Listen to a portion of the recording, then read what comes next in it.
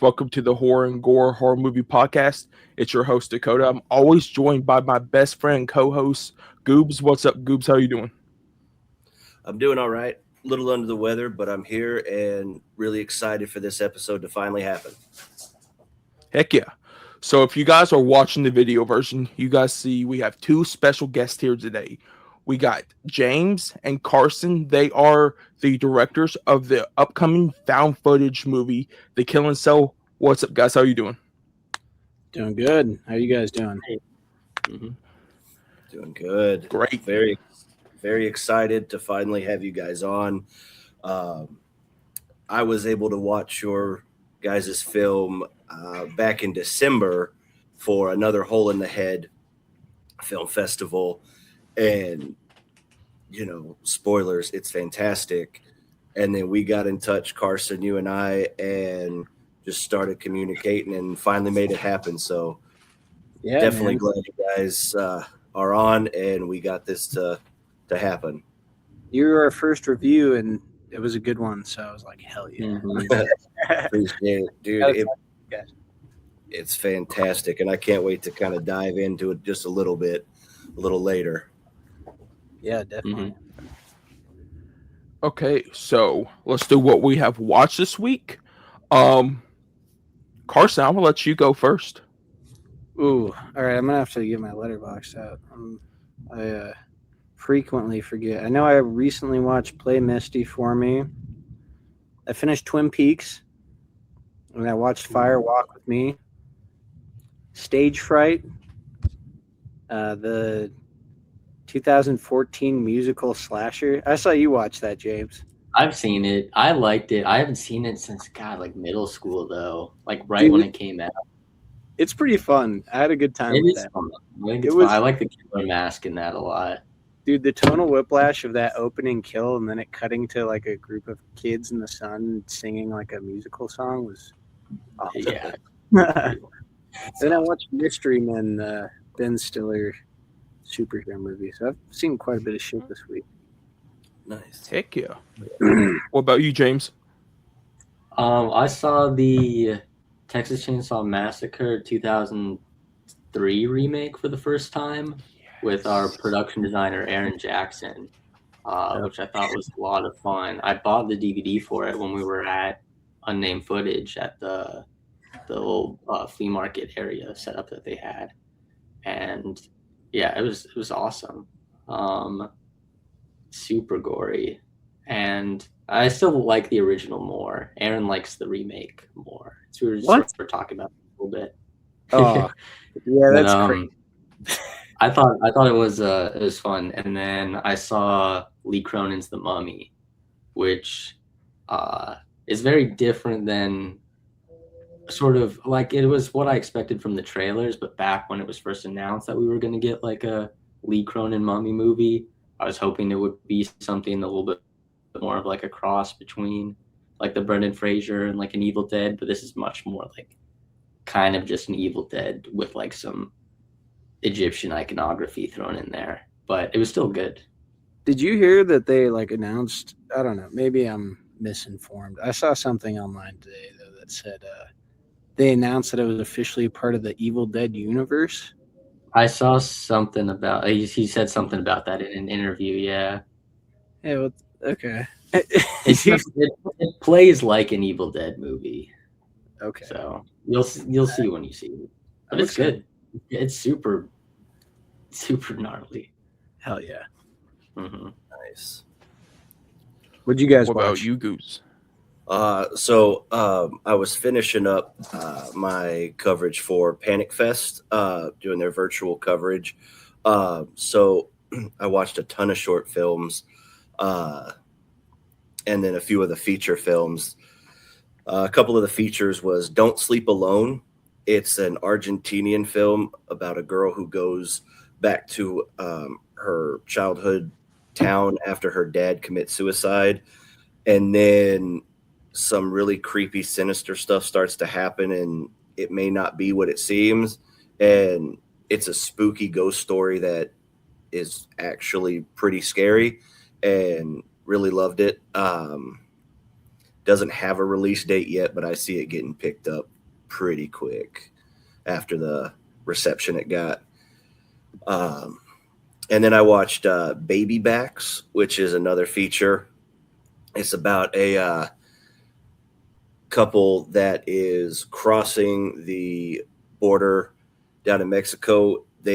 One of them, the man steps in a bear trap. They find a kind of a out in the boonies house, and it's this nice older couple that takes them in, and they're very nice, but then it gets really fucking wild.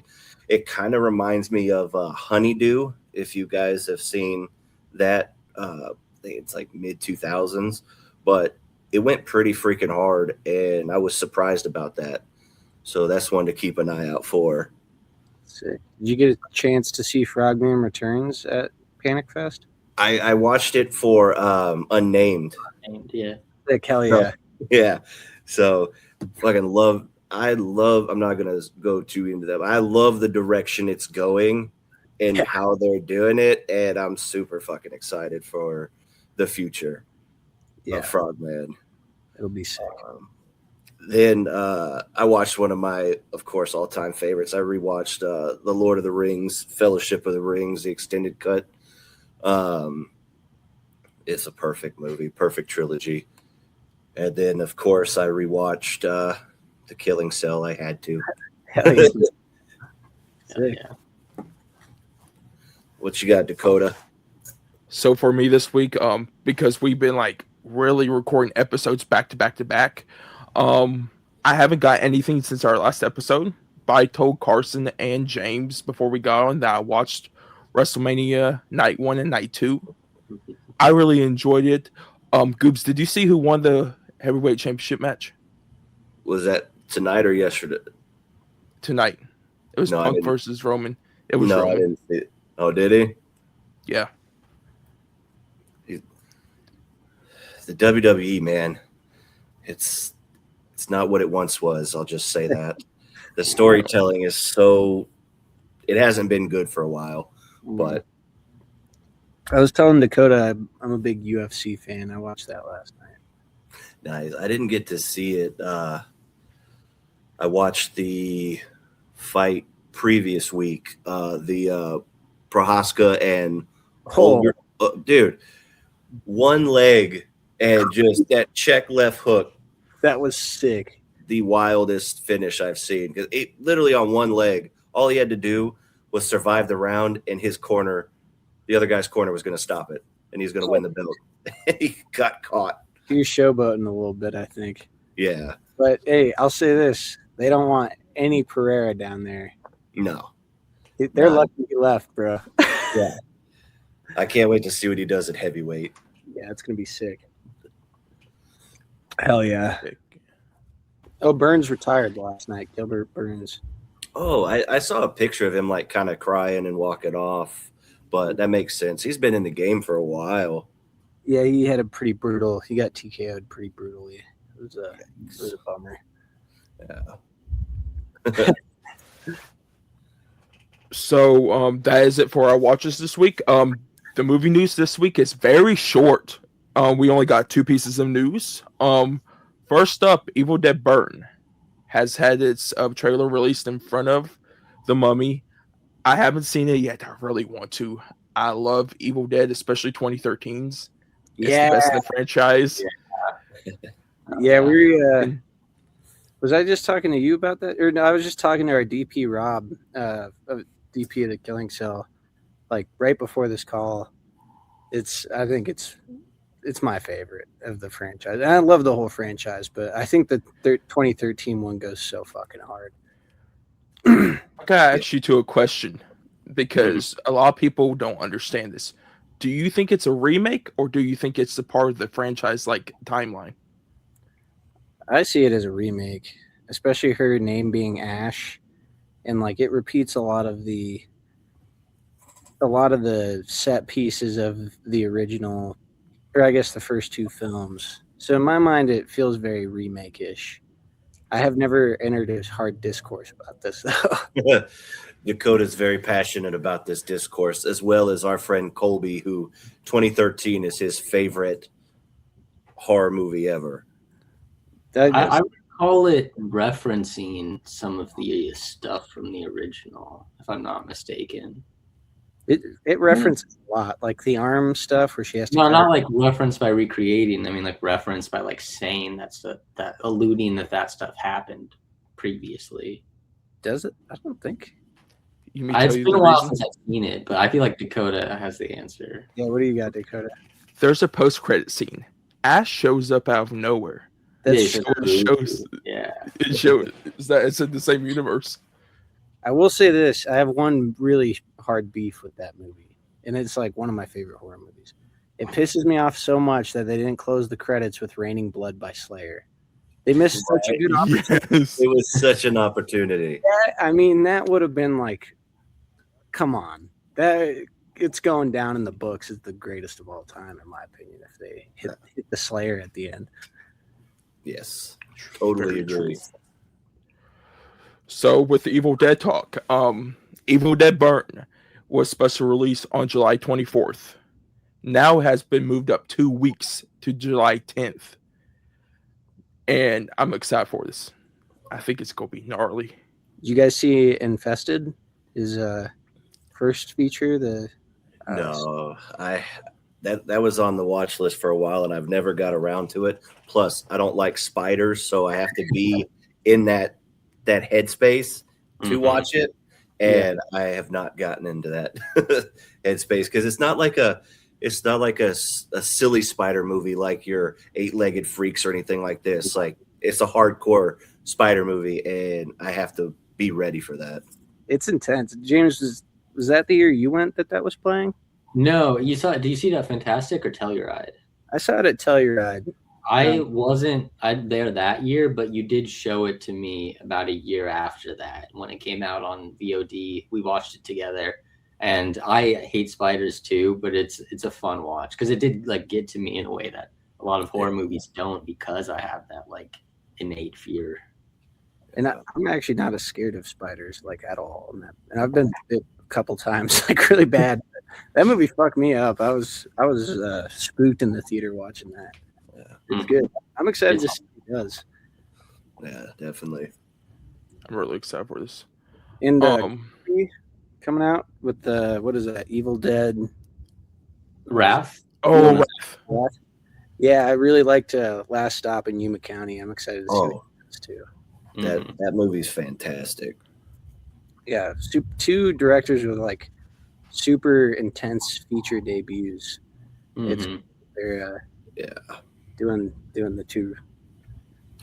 What is that? Reboot? Not really a reboot. The two next movies. Yeah. I haven't seen both of their debuts for Last Stop and Infested. I definitely want to see both of them. Check them out. They're good. Richard you guys go find out that the theme is I haven't seen a lot of like movies. I'm catching up. So you guys will catch that a lot during this episode. Yeah. That's all right, man. That means you got a lot of good stuff to see. I know. I'm kind of. Oh, my bad. Go ahead. You go ahead. I tell Dakota all the time I'm jealous of him because he gets to experience these things for the first time, and it's like I wish I could go back and watch some of these movies. Like, it's gonna not to throw you under the bus, Dakota, but we had him watch Jurassic Park for the first time a few months ago, and that's like my all-time favorite movie. And just to be what I wouldn't give to just experience that again for the first time. It just that's the fun thing about movies though, is you get to watch, like, you kind of vicariously get to live through other people when you show somebody a movie for the first time. It's kind of fun. There's a lot of movies that I watched for the first time from like Goobs and like other people. Like have you two seen Inside the French film? I need to see. That's been on my list for a while. I watched that for the first time. They watched me watch that live, and they just absolutely were dying laughing. That's awesome. Yeah, James and I we've done a good bit of that, showing each other. Yeah. What was that one with Tim Roth that you showed me? Resurrect. I told you to watch it. I didn't show it to you in person, but was it? Are you thinking of the Rebecca Hall one, Resurrection? Yeah, Resurrection. Yeah, dude. I've watched that like 3 times since you told me to watch it. I love that movie. Yeah, That's the best. That's part of the love of the craft, man. Getting to spread the love of showing people cool shit. 100%.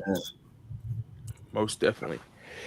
Then for our second piece of news, 28 days later, is finally getting Steelbook 4K release on September 1st. I love that movie. I love this whole entire franchise. Yeah.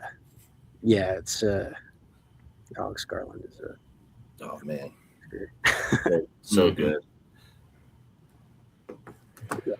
So that. Oh, did you have something else? Nah.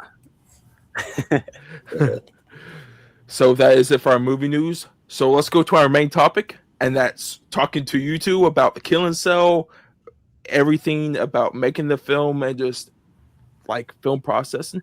But where you two are new on here as guests, I want to ask you guys an icebreaker question. Okay. So, what horror movie like got you, or how did you get into horror? You go first. Okay. You go, Karsen. That's a really good question. I think there's a lot actually now that because I was thinking like this, and then oh wait, there's one thing before that. Oh wait, there's one thing before that. When I was a kid, like I'm talking like late elementary school, I got really into the old like Universal monster movies, like Creature from the Black Lagoon, Invisible Man. Those two were always my favorites. And then 50s sci-fi, like The Day the Earth Stood Still, and The Creature from Beyond Space, the original The Thing before the John Carpenter remake. I think those are such great like gateway horror for like young adults and kids. My dad grew up with those as well, and he would always show those to me. So those were really big for me to get into horror. And then a little bit later, I think one of the first things that I saw like in theaters that was horror was Cloverfield, because I was also a big Godzilla fan. I love like kaiju stuff. And I remember in 2008, like the marketing campaign for Cloverfield was absolutely insane. Like no one knew what this movie was. I remember like sitting in the theater for the first Michael Bay Transformers movie, and this trailer comes on. It just like has no information. You just see like explosions in the sky running around with the camera. You hear like the roar and just like Cloverfield, and you're like, what was that? And I was like, I wanted to see it so bad. And my dad was like, I don't know, because I was like 8 years old. And so he went and saw like before me, and he was like, I think you probably handle this. And then he took me, and that was also not only like a gateway into horror, but into found footage, of course. Yeah. But for me, I don't know, for horror specifically, I grew up camping. Like every weekend we would go camping, and my dad would just like tell me stories, and I loved scary stories. And he would tell me like crazy shit, like he would scare me. And so like it's so funny. Whenever I talk to horror like people, like all of our friends and stuff, they all have like that movie that they're like, and it scared me so bad. And I'm like, I don't have like a movie that stands out to me as being like the first thing that like scared me badly. But I remember many nights like everybody's going to sleep and I'm laying in the tent being like, shit, what was that outside? So I credit him for getting me a little bit into horror. And then like I feel like I kind of went into like the first few things I remember seeing is like Psycho, Texas Chainsaw Massacre, The Exorcist. Those I remember really grabbed me. And The Thing is like one of my all-time favorite movies. I think that was like a super pivotal film for me as far as wanting to write and direct. I love The Thing. I think it's perfect. But yeah, I don't know. My dad's scaring the shit out of me. I love it. That's awesome. I love The Thing so much. mm-hmm. That's a good one. So I haven't seen Cloverfield, but I want to because it's Matt Reeves who directs it. Yeah, The Batman is one of my favorite comic book movies of all time. So I definitely have to watch that. Me too. I love that movie a lot. Yeah. Yeah, James loves Cloverfield. It's it was a big inspo for The Killing Cell. Would you say it's your favorite found footage movie of all time, James? Yeah, it is. Yeah, I thought that was right. That's awesome. Yeah. And, we did a lot of digging leading up to The Killing Cell. Did I tell you to watch Man Bites Dog, James? I had seen it before. Oh, okay. Mm-hmm. Yeah, I love that. Obviously, Blair Witch was like a big inspo. And James had like a little bit of a deeper pool for found footage than me going. Yeah. I never thought I'd make a found footage movie. I'm a big fan. But I think I saw Frogman, the first Frogman at Telluride, and I've been playing with this idea of like Urbex found footage stuff, and I remember seeing that, and I was like so inspired. And so I kind of came up with this premise and brought it to James, and we started like building out this story. And I called up Anthony Cousins, and he started giving us some advice on getting it made and stuff. And like since then, I've seen such a resurgence of the subgenre with like so many original outings. Old Wounds that Stephen Hugh Nelson directed. I don't think that has distribution. No. Hunting Matthew Nichols just played in theaters like last week or 2 weeks ago. But there's all these like new takes on the subgenre, which is really exciting.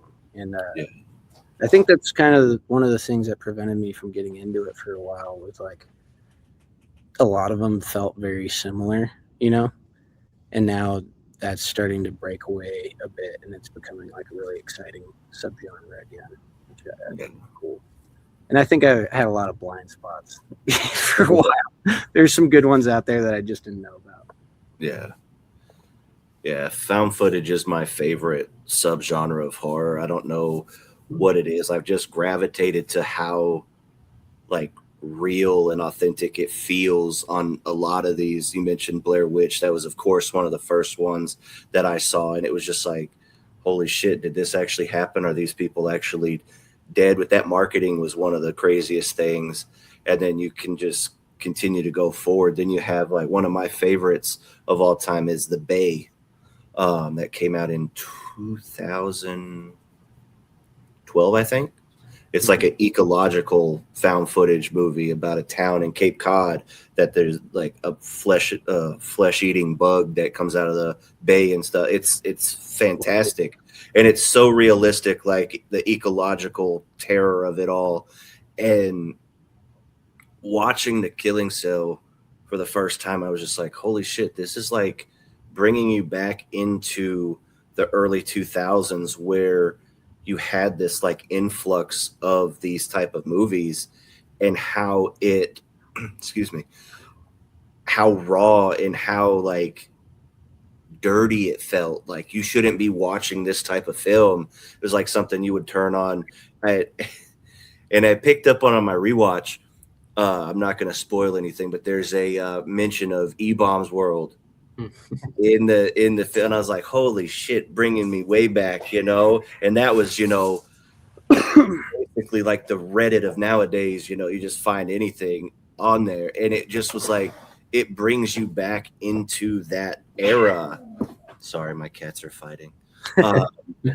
Brings you back into that era of just raw and gritty, and that's why I'm no lie, I think this, once people get to see this and have a grasp on what you guys put on screen, it's going to be up there with the all-timers of the found footage genre.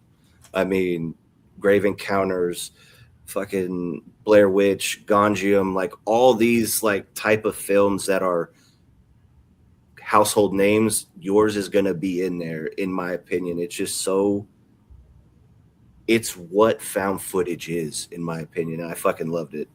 Thanks, man. Wow. Yeah, It means a lot.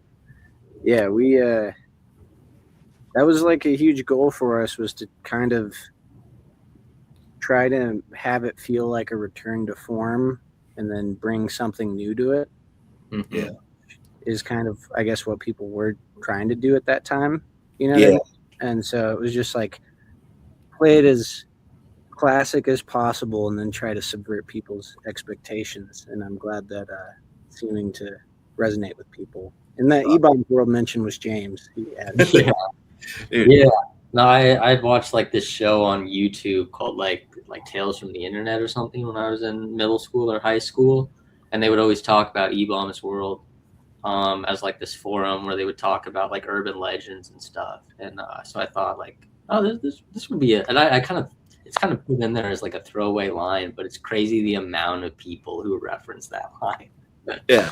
When I was editing the film, I showed it to Steve Nelson and Frank Bolton. They're like friends of ours, and it was like a really rough cut. But I remember we didn't have that little tagline at the beginning that said it took place in 2006 or anything. And I showed it to them independently, and both of them were like, "What does it take place in like 2005, 2006?" And I'm like, "Yeah, yeah." And they're like, "Yeah, E-Bomb's world." And I was like, It's awesome. I had a quick question because how that group of friends in the movie is so authentic. And I know it sounds funny to ask, but I know you two, of course, know each other and have known each other. But the other cast in there, did you know each other before the killing cell? Because everything's just so natural, and it's like you have the one friend that's like, there's the asshole, and then you have, just it's a set of friends that everybody back in the day has had. So did you know everybody going into this, or? Well, we didn't know everybody. We had some of the people we cast were like people we had independently met. Like I met Aaron Collins, who played Sadie. We worked together on a short film called Night Shift at Ned's, and she was the lead in that, and I was like a supporting role. So we met through that. James, you Luke and I met doing background work in Atlanta a few months before we started filming. And yeah, even though we met these people, we had them read, and they had terrific audition tapes. Nice. Yeah, and then a big thing for us was like to try to spend a lot of time together going, because we wanted there to be like a real rapport and like real chemistry between us. So we did a lot of table reads, hung out a lot, and they're all just great people. So we, in real life, it was like a blast for the most part for everybody. Tough on me and James, but everybody else was having fun, and like we genuinely liked the people we were around, and I think that reads a lot in the film, which is cool. Yeah, Jordan, who plays Jeremy, we met through Aaron Collins too. He was recommended by her. Yeah, he was, I think, the last person we read for Jeremy. Yeah, he was the last person we cast. He was, yeah. We had some good tapes for Jeremy's, but yeah, he read, and we were like, oh, he's great. Yeah, and he's a really cool guy. Yeah, that core group of friends was just, all of them were so dialed on who their characters were too. And it was a challenge because a lot of these takes were super long. There's a few scenes in the movie that are just like entirely improvised, like made up on the day. And I think, everybody did their homework to learn the lingo of the time. Right. It just worked out really well for us. We didn't have to do much. Hell yeah. But yeah, that means a lot that you said that. That was definitely a focus of one of the things that we wanted to accomplish with this film, just to have characters that you can relate to and feel for. Yeah. And it resonated for sure. Thanks, man. And yeah, kind of going back to like what you're saying about how raw it feels too, like a big focus for us throughout the film was like realism. So we wanted everything to play like it was, happening or felt as authentic as possible, so that when the horror aspects aren't what you think they're going to be, they feel like real stakes. Yeah, And I think, it could have easily become a really corny film if we didn't have such great people around us that helped make that happen. Definitely. So I want to say this for you two. It's a little appreciation for both of you. Because one, this is an independent found footage film. And found footage is really hard to like film. Especially the way you guys filmed it in this movie. But you guys being both directors of this movie and also part of the main cast, what was like that? Was it a little bit harder for you to direct and act at the same time? Or was it easier? It was definitely a challenge. Yeah, and then not even on top of that, like you had the camera operation on top of that. Like that was a whole ordeal in of itself, being able to like get really good footage while you're acting at the same time and like paying attention to the performances and the frame that you have was something that definitely took a lot of getting used to. It definitely helped having both of us together, because then you're able to focus. All right, sorry, I'm about to go on a tangent. So one of the things that's really interesting about like the movie is like all of the scenes, for the most part, are like actual one takes from two cameras. So we weren't really mixing and matching scenes in the cut. We pretty much shot everything so that it was, I would get a good take on my camera and James would get a good take on his. And so even going into making the film, we're blocking the scenes out and then talking about like where certain edits are going to happen, so that we could go from acting to operating, and it looks seamless in the film. But the last thing you want is like something crazy to happen. You're like, oh, holy shit. And it's like, why isn't he just looking at that? You know what I mean? So that it would have to be like this natural thing where you're holding the camera, but you're not like focused on the monitor. And so that was difficult, but then it gives you time for like after a scene to be like, your performance could have been whatever here, because for those lines you're locked into, the camera, and then when you're reading for the most part. There's like tasking going on in between, but yeah, that was kind of how we shot a lot of that stuff. And like those lobby scenes are each 5 minutes long. Like those are, if you watched it on James's camera and my camera, it's like one long take. Oh wow. I will say I definitely plan on directing a lot more in the future, and now acting more in the future, which wasn't as much of a goal for me before this, but I don't plan on doing a lot of directing and acting on the same projects going forward, personally. Yeah, I feel like that'd be a lot of added pressure for sure to try to balance it out, like Dakota was saying, and just like how to do that. And listening to you, how you did it is even more impressive with the final product and how it all transitioned into that final cut. That's awesome. Thank you. Thanks, man. Yeah. I'd probably give it a few more goes. Yeah, you're gonna do a few more for sure. As you should. You should. Yeah. I definitely think doing it narratively seems easier in my mind. Just because I think the one thing that's hard is not having someone to, you can critique other people's performances, but it's brutal to be like, we got to do that again. I could do better.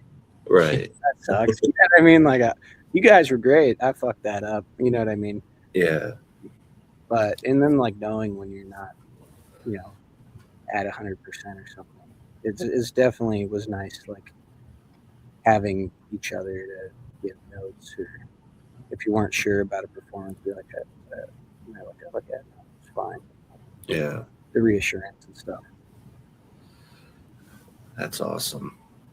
And I don't know if this is just a broad question or not, but where, and I don't want to spoil anything, obviously, because it's not totally accessible yet, but I wanted to get like your thought process. I know you said you kind of wanted to bring it back true to form, but also have something like different in there. I can tell you the switch up with how things transpired within this film put my jaw on the floor. I was like, holy shit, thinking it was going just your standard way, like but then having everything just kind of twist around in a circle, and then all of a sudden just all hell breaks loose. Did you have that type of transition in mind going into your going into the film itself, or did it just kind of become kind of natural, like on the fly, like, hey, we should try this, or does that make sense? Yeah, I mean, yeah. Going when I brought it to James, that was the structure I had in mind. Exactly. Yeah, that was very intentional from the very inception of the idea. Yeah, that's awesome. And I've said this at a few Q&As and stuff. A huge inspiration for me, kind of for both of us. Once we like the way we structured the script, a big inspiration was Bone Tomahawk from S. Craig Zoller. Yeah, that's one of my all-time favorites, and I wanted to capture that feeling of surprise that I got from watching that. 100%. Well, I can tell you nailed it on that expectation for sure. Oh, that means a lot. Yeah, we were constantly referencing the structure of that script while we were building this out.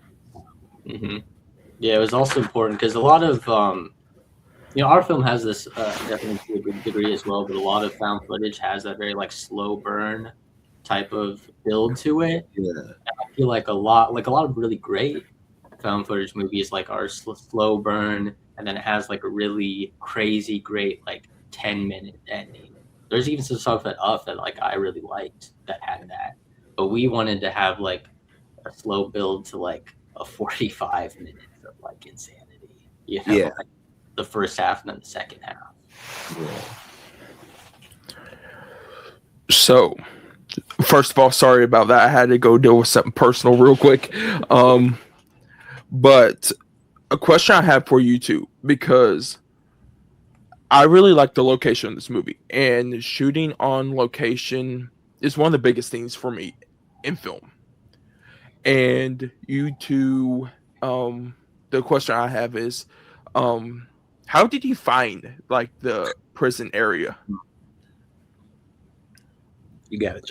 We have a good story, about this. So, we, we're talking about the fact we want to shoot at an abandoned prison, and Karsen and Corey had arranged a meeting with a locations guy who gave us some resources. But like right before that call, like I was like trying to prep for the meeting, and I was like literally just Googled like abandoned prisons in Georgia, and this was Rivers State Penitentiary, which is what it's called, was one of the ones that first popped up, and I was like, this is sick.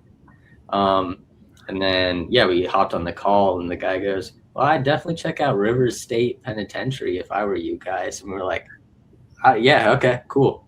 It was a pretty seamless process for the most part, getting that location permitted, thankfully. There's did like change hands once or twice, but the city of Milledgeville was very cooperative. It was a crazy place to be at for like 10 days in a row. One crazy thing about the location too is like leading up to the film, we had it scheduled for March. We just wanted dates, and we were working on financing and stuff, and it was getting close to the time we needed to prep. So we called like our SFX team and our art department, and we're like, hey, like, how long do you guys need? And they're like, basically like, we need to start in like 2 weeks or less. And we're like, okay, that's fine. Like, we might just have to push the shoot out, a month or two. So we call up the location. We're like, hey, we're thinking about like pushing the shoot out a little bit, and they're like, "Oh, we sold it." The Yeah. the last day that you have scheduled is like the last day you can be in there. Oh wow. And you're like, "Wait, what?" And they're like, yeah, it's like it's sold. So we raised like 50% of our budget in like 2 weeks. I have no idea how that happened. Yeah. Good amount. I don't even know if that place is still standing anymore, to be honest. It could be a pile of rubble right now because they sold it to someone who's going to raise it. Wow. That's insane. Yeah. Yeah, it was crazy. It was one of those days where like they said that and we all talked. We're like, well, we might not be making a movie. And then we were like, well, we better just like, we can't, we already had everyone cast. We had our whole team organized. And we were like, we gotta give it a shot and gather a few more investors in the last minute and got it done. But holy shit, that was a whirlwind of those 2 weeks. Wow. And I think, how long did we have, James? It was like a month and a half of prep. Yeah, just about. The hidden cell block, Yeah. it was a set that we built in our driveway. What? Yeah. Two of those walls are real. 2 of them are flats. Yeah, 2 of the walls are like totally fake in that room. That's and crazy. the cells in that room are also like totally fake. We built them with doors and everything. Yeah, so for like that month and a half, none of us worked. We had like all of our friends were coming by on their days off. James was driving up to my house like every day, and we just had like a team of people in our driveway just fucking like drilling holes through wood and cutting PVC to run through the bars and painting everything, and they're like staining it to look like rust. And it was so funny. I would wake up, everybody would get there at 9:30, 10. We'd start building, and then Corey and I would be having like budget meetings and stuff. All our homies are like painting stuff. We have some really awesome friends. We're really lucky. Dude, that's awesome. And that's another reason why myself and I know Dakota really champion for independent filmmakers, because it's that you can tell when you see something on the screen, you can tell the literal blood, sweat, and tears going into those type of things. And now seeing what was on the screen and you just describing how it came to be, it's like, it's insane. So more people need to understand, like, when you think of movies, you don't just think of, the big blockbusters that you see on the big screen. It's all starting in somebody's garage or, backyard. We've talked to quite a few people getting into our content journey and things like that, where it's just like, it's amazing the creativity, the tenacity that a lot of independent filmmakers like yourself and others that we've talked to, it's just insane. And I think it needs to be shown more than just your average blockbuster or whatever have you, $1 million productions and stuff, because yes, that's talent and cool and everything like that, but to have somebody literally scratch and claw to put something on the screen like you guys did, that's insane. Thanks, man. Yeah, I mean, it was like such a crazy process. There was a point we were going to build flats to the walls, so we bought all the supplies from Home Depot and stuff. And our production designer found a listing. This commercial didn't pay for dumped like a crew to take away this set, so they were giving away flats. So me and our producer Corey, she tells us like the night before, we wake up at 7 a.m., go to our buddy Roach's house to borrow his truck and trailer, and we had everything ready, like he left his keys out for us and stuff. And then the hitch doesn't fit on the trailer. Like, shit. Oh shit, what? So we like are looking for another hitch and we can't find it. So we go to Lowe's, buy a hitch, come back, and then the hitch is locked on the bottom. And we can't find the key to unlock the hitch. He's on set. He's like trying to help us, but like he's got to work. And so eventually we're like, well, those flats are going to be gone. Fuck it. So we drive this pickup truck down Atlanta, and it's got a 6-foot bed, and we yard out like 12 12-foot long fucking giant flats. And we like ratchet strap them with this tiny ass rat. We get on the highway and Corey's driving. He's like, we're going to prison today. Like it was some Final Destination shit. These fucking things are on the back of his truck. And yeah, I mean, it's just like shit like that. Like the whole kind of thing feels like a fever dream. Mm-hmm. I wasn't there for that day, but that picture you showed me of the flats in the back of that truck bed is just one of the funniest things to come out of it. It was crazy. Gotta plug my line. Yeah, another interesting thing with that too is like we had 15 to 20 people there the whole shoot, but we basically had a team of people building that. It was only an 8-day shoot. We had a day of prep and a day of teardown on either end of that, so 10 days total. Yeah. But like our first 3 days of shooting, they were building that set on location. So there's like 15 people building the set, moving power around the prison so that we could power the work lights or anything we needed.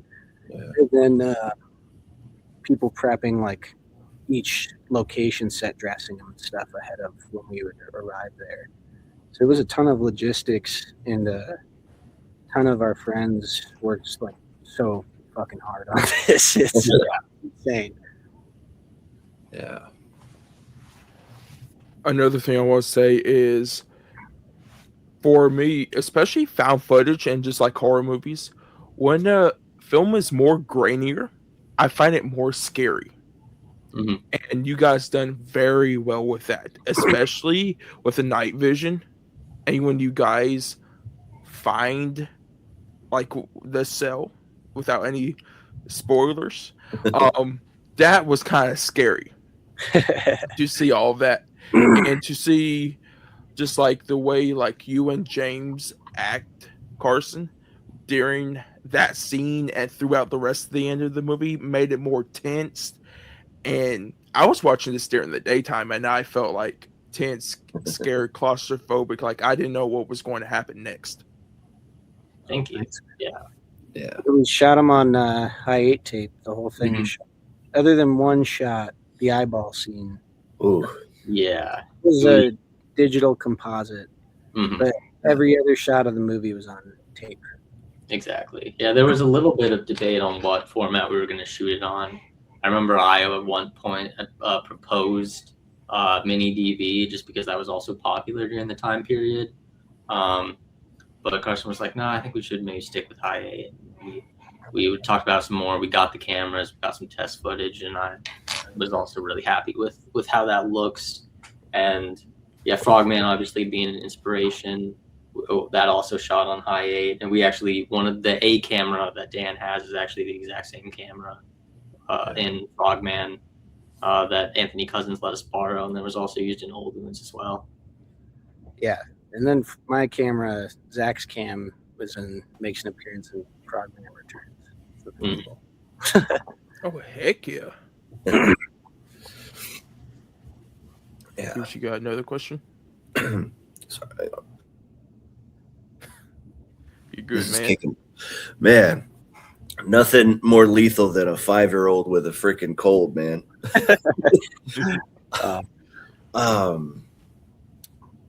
I don't know if I want to ask this quite yet. Or actually, I will. After you got it all said and done and you got it edited and you had your final draft, can you walk us through kind of like the approaching film festivals and like trying to get it out there within that? Because I know you've been to a few, Another Hole in the Head. And then when I saw you guys got accepted to Unnamed, I fucking lost my shit because that's like obviously the festival centered around all things found footage. And I was like, yes, they're going to get so many eyeballs on this and it's going to be fantastic.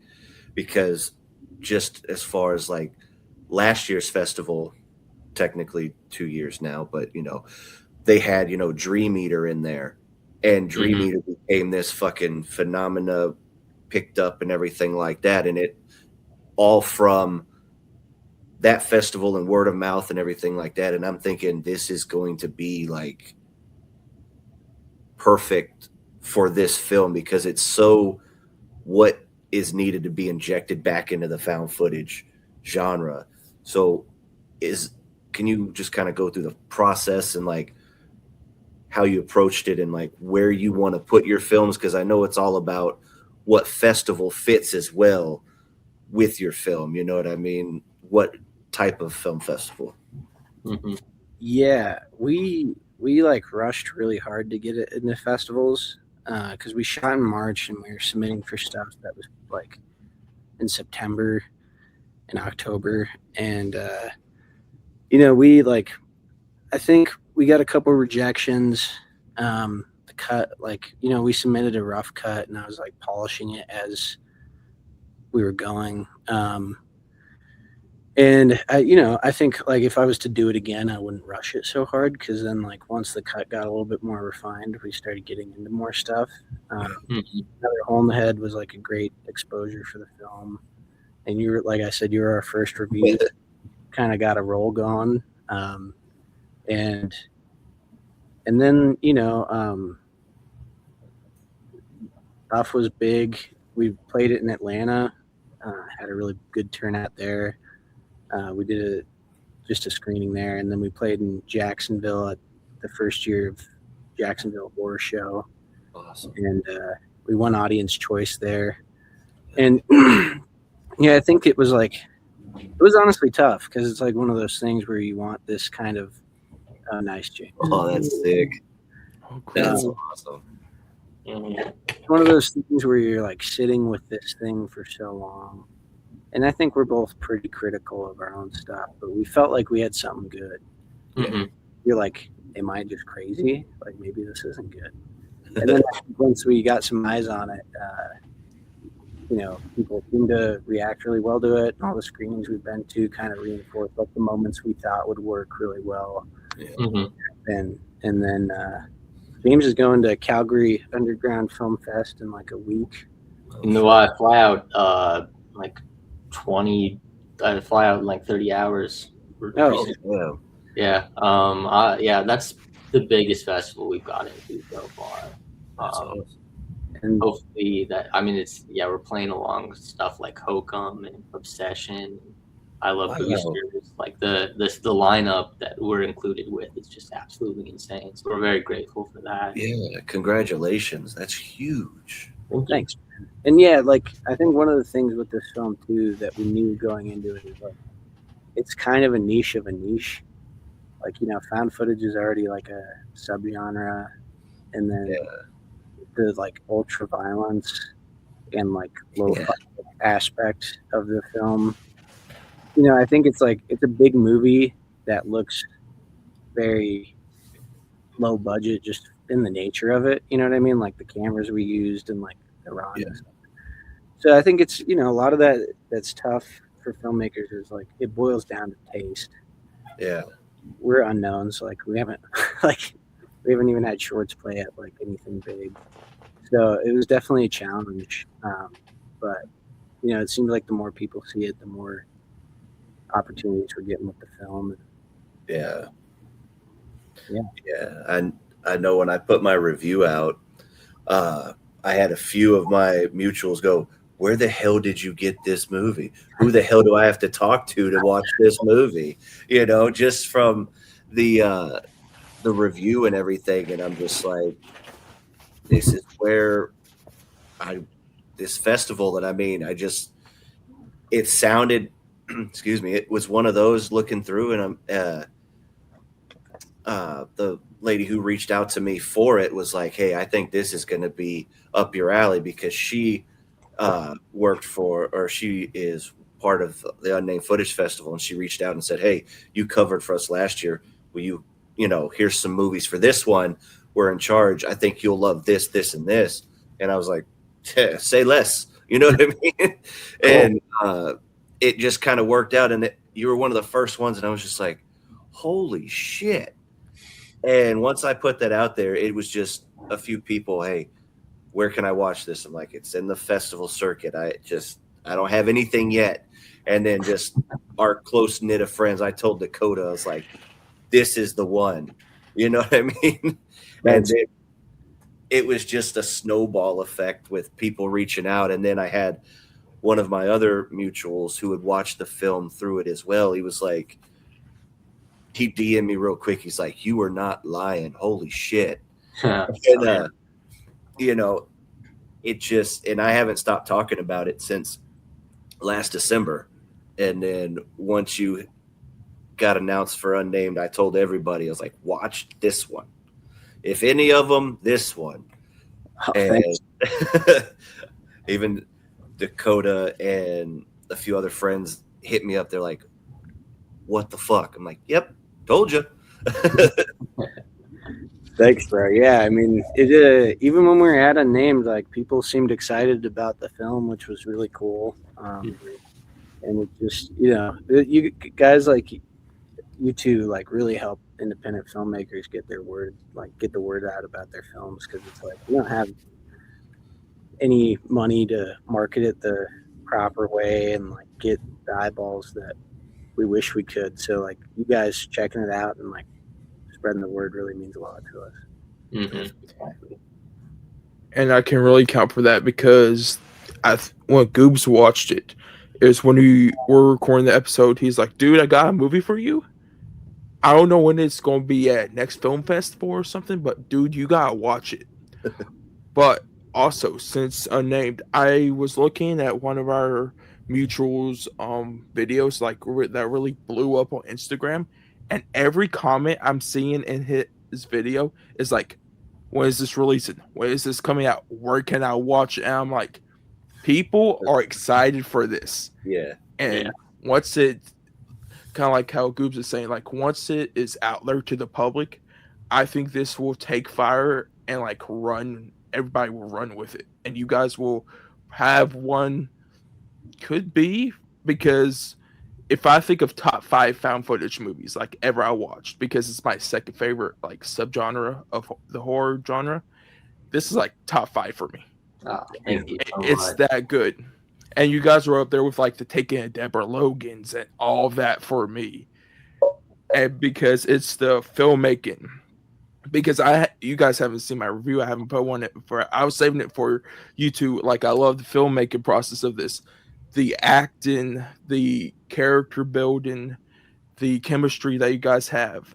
As someone who grew up very young in the early 2000s, to see like how you guys put it, just like the characters and the chemistry and how everything looked as a younger person, just to see teenagers and stuff in public and how they act and everything, you guys hit it on point with everything, the music and just everything.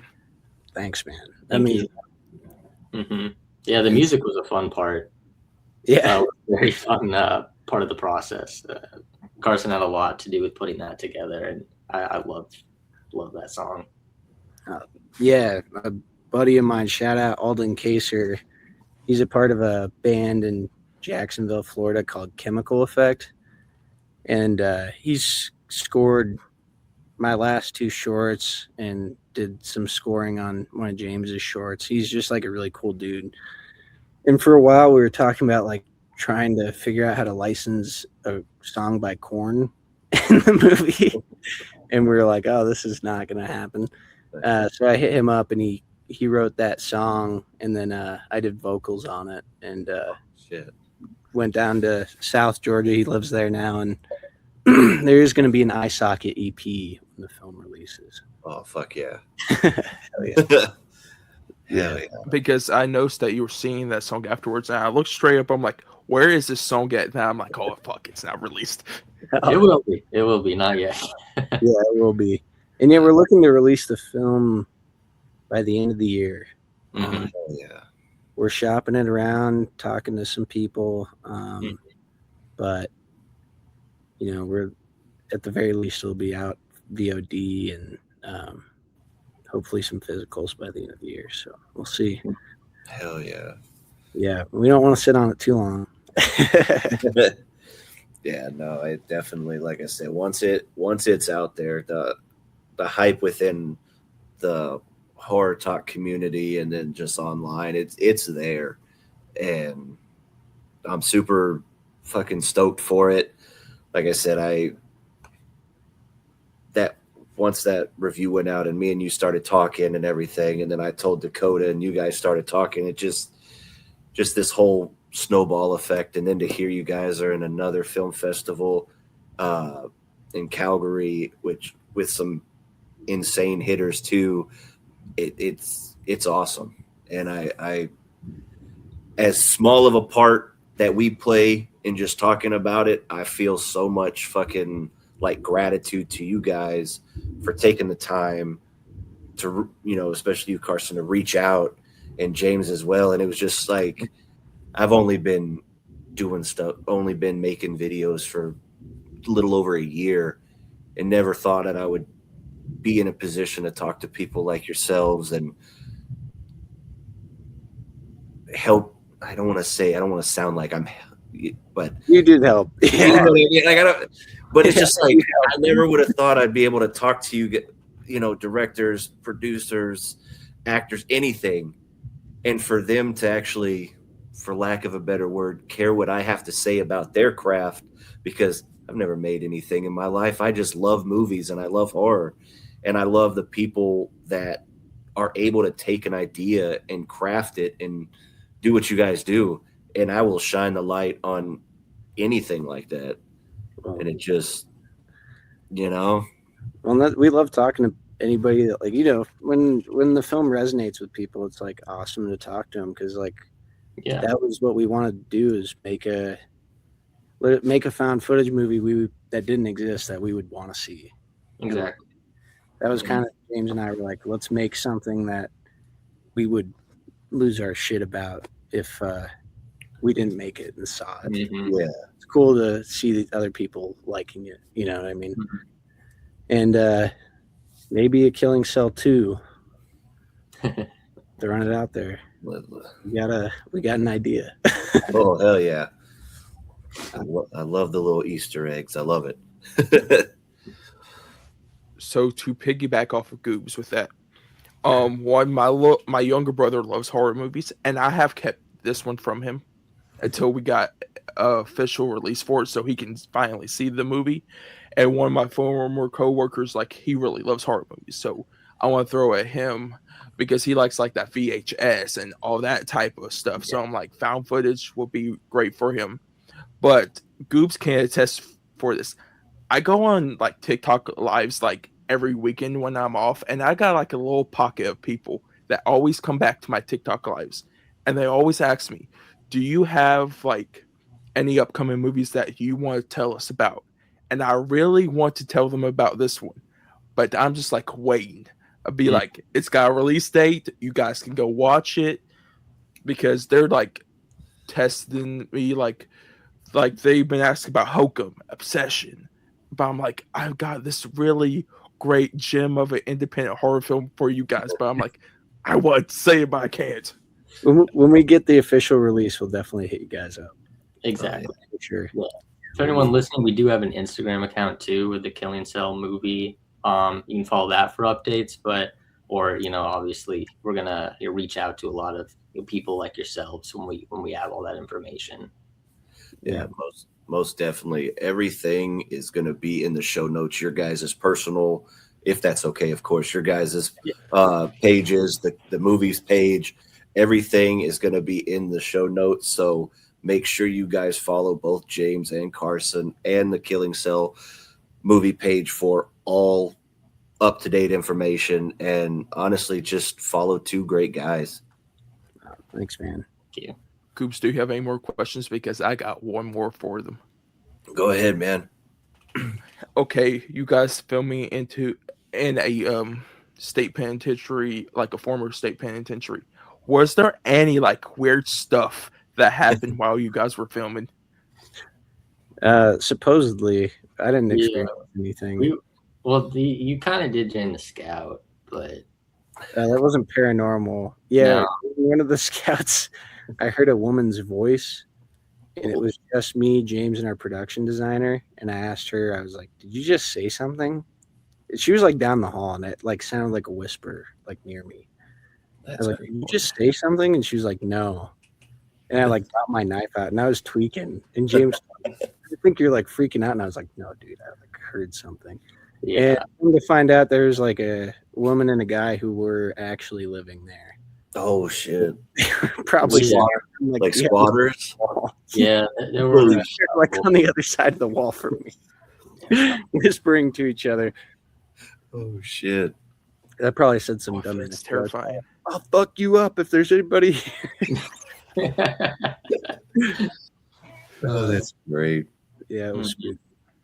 Yeah, a few other crew members like supposedly heard weird stuff. Yeah, I remember. Yeah, one of our BTS guys got something like on video. Like he kept. I remember the night after he got it, he like got all the crew was like gathered around him, and he was playing this like little snippet of audio, and he showed it to me, and I was like, I don't hear anything. But, Yeah, Nino was convinced. Yeah, like Yeah. Well, he first came up to us on set. Nino walked up and he was like, mhm. dude, like he's like, I just heard something crazy. And we're like in the middle of figuring some shit out. And we're like, Yeah, it's all right, man. Show somebody else. Listen, we love you, but we got yeah. Right.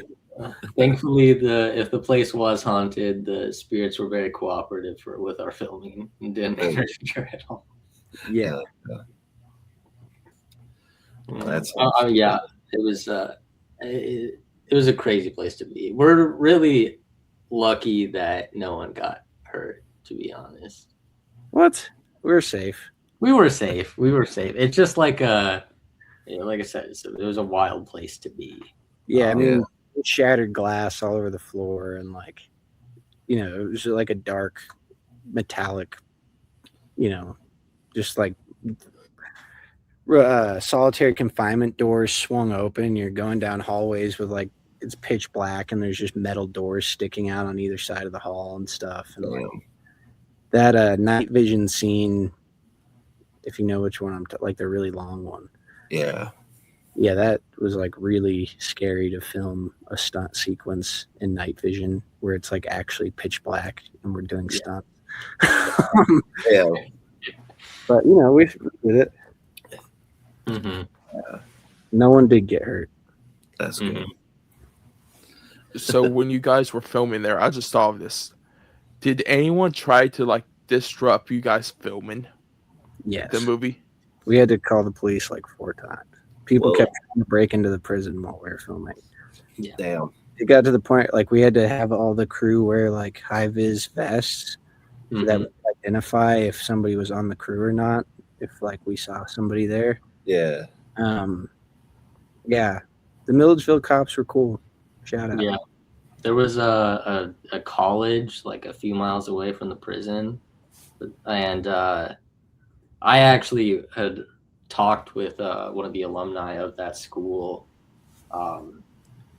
before we shot, and she was telling me about how she had actually like explored that place before, and it was very common for students of that college to explore this place. Also, the city of Milledgeville is a cool place, not a lot to do. So I understood very quickly that there was people filming at the prison. So exactly. Yeah. Our producer and first AD, Corey King, he went to go get a gas can for one of the generators. He walked in with his high vis and probably his walkie, and he brought this gas can, and the lady at the cashier asked him if he was with the film crew, and he was like, how did you even know?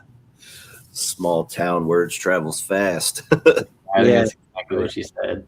Yeah. That's amazing. Is that it for you? Yeah. Just again, thank you guys for your time and coming on and speaking to us. It's a pleasure and an honor. Appreciate you guys, and definitely can't wait for once the release happens and things keep going in the future. We'll have you guys back on whenever you guys like. We'd love to, man. Thank you. Yeah. Maybe after it comes out, maybe we can dig into some spoilers on here. Would love. And I hope you feel better, Nick. Thanks, man. We're making it through. Good. Well, awesome. And Dakota, you want to close us out? I got you. So, guys, thank you so much for listening or watching this episode. And thank you, James and Karsen, for joining us so we can talk to you guys. But like Goob said, both of their social medias will be down below. I'll also put the Kill and Sell Instagram page down below. But if you guys are watching us on video right now, hit the like button, hit the subscribe button if you want to stay with us. Let us know down in the comments if you guys are ready for the Kill and Sell. And if you guys are listening to the audio version, follow us, give us 5 stars. And just again, thank you guys for joining us. And we will see you guys next Tuesday. See you next Tuesday. Thanks, guys. Thank you.